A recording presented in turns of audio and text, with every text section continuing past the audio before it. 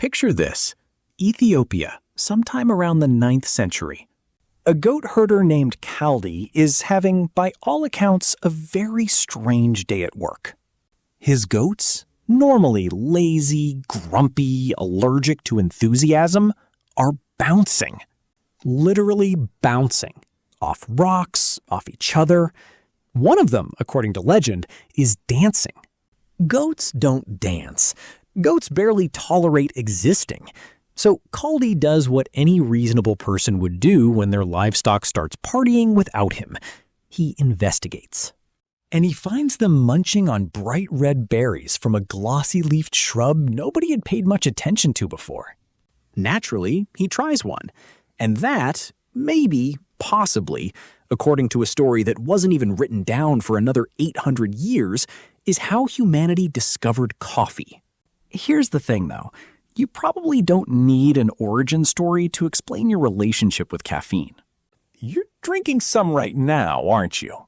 Or thinking about your next cup with something close to romantic longing? 90% of adults on Earth consume caffeine daily. It's the most widely used psychoactive substance on the planet. Not alcohol, not nicotine, caffeine.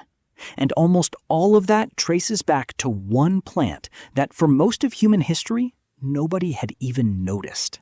So how did a wild berry in the Ethiopian highlands become the thing that starts your morning? Funds entire economies, and at several points in history got banned, burned, and blamed for revolutions? That's what we're digging into. Monks, mystics, outlawed coffeehouses, colonial empires built on beans. And how we ended up here, holding a cup that's traveled about 12 centuries to reach your hand. Let's go back to the beginning. And it's messier than the goat story lets on. Quick myth versus reality check before we go further. Because the Kaldi story gets repeated so often, people assume it's documented fact. It isn't. The earliest known version wasn't written down until the 1600s, roughly 800 years after it supposedly happened. That's like someone today discovering a detailed eyewitness account of a random Tuesday in medieval France. Charming story. Almost certainly fiction. What historians can actually verify is a lot less cinematic, but arguably more interesting.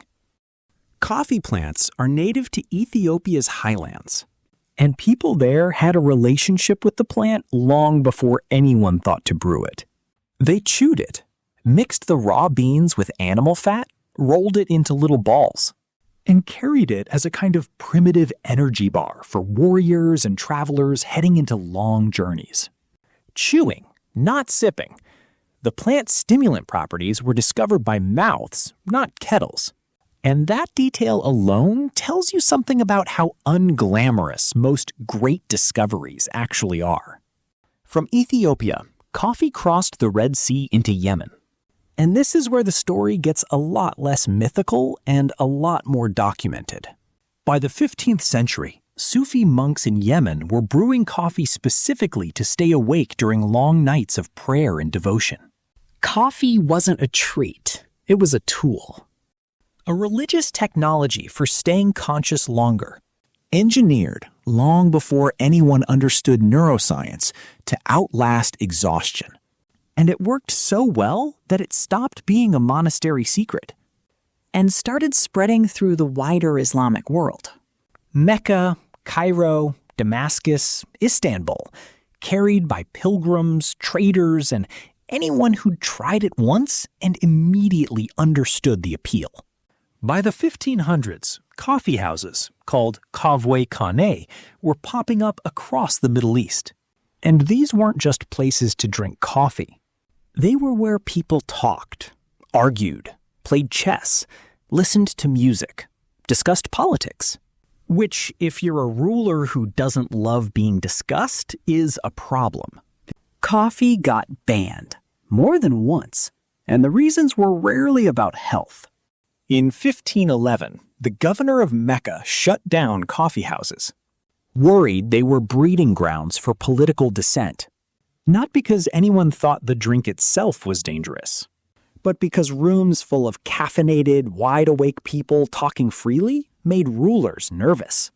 In the Ottoman Empire in the 1600s, Sultan Murad IV took it even further. He didn't just ban coffee, he reportedly patrolled the streets of Istanbul in disguise, hunting for anyone drinking it. Punishment for a first offense? A beating. For a second. Execution.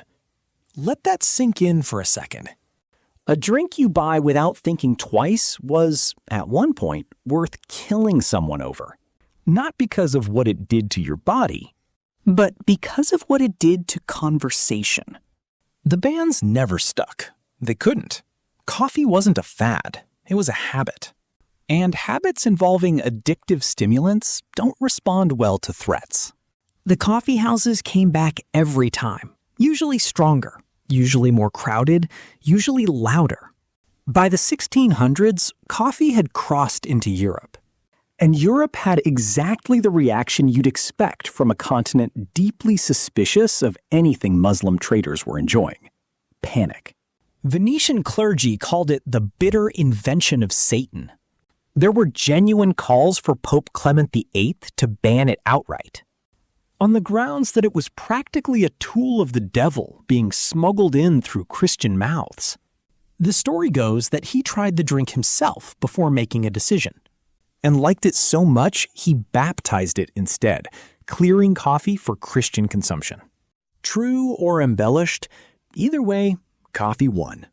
Coffee houses exploded across European cities anyway. London alone had over 300 of them by the 1670s. They were nicknamed penny universities.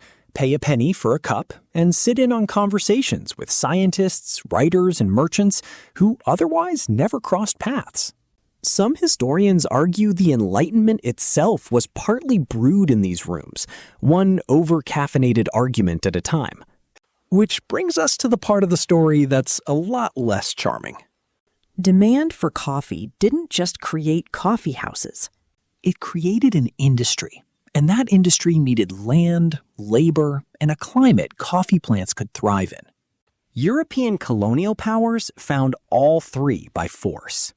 The Dutch, French, and British established coffee plantations across the Caribbean, South America, and Southeast Asia, worked overwhelmingly by enslaved and forced laborers who would never see a cup of the finished product themselves. Brazil alone would go on to become the largest coffee producer on Earth, a position built on centuries of slave labor before abolition in 1888. The scale is hard to overstate.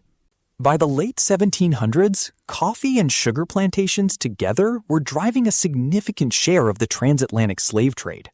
A drink that started as a monk's focus aid had become, within 3 centuries, a pillar of one of history's most brutal economic systems.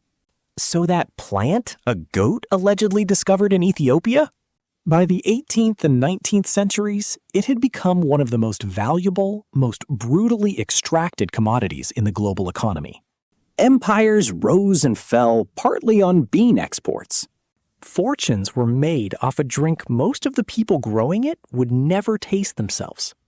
Fast forward to today, and coffee is still one of the most heavily traded commodities on the planet, right up there with oil. It employs over 100 million people worldwide, most of them small farmers, still working land their families have farmed for generations. And it's still, at its core, the exact same transaction Kaldi's goats stumbled into. A plant that hijacks your brain's adenosine receptors, tricking you into feeling alert when your body was actually asking for rest. That's the twist, by the way. Caffeine doesn't give you energy. It blocks the chemical that tells your brain you're tired. You're not gaining anything. You're just not hearing the warning. Which makes coffee's whole 1,200-year journey feel a little different, doesn't it? Monks used it to out-argue exhaustion. Traders used it to fuel entire economies. Empires used it to justify unspeakable cruelty. And now you use it to survive a 7 a.m. meeting. Same drug, Wildly different stakes. So next time you're holding that cup, really holding it, not just absent-mindedly drinking it. Remember, it's not just breakfast. It's the end product of a religious ritual, a banned substance, a colonial commodity, and a few dancing goats in Ethiopia who had no idea what they were about to start. What are you drinking while you watch this? Let me know down below. Don't forget to like and subscribe so you'll be the first to know whenever I drop a new video.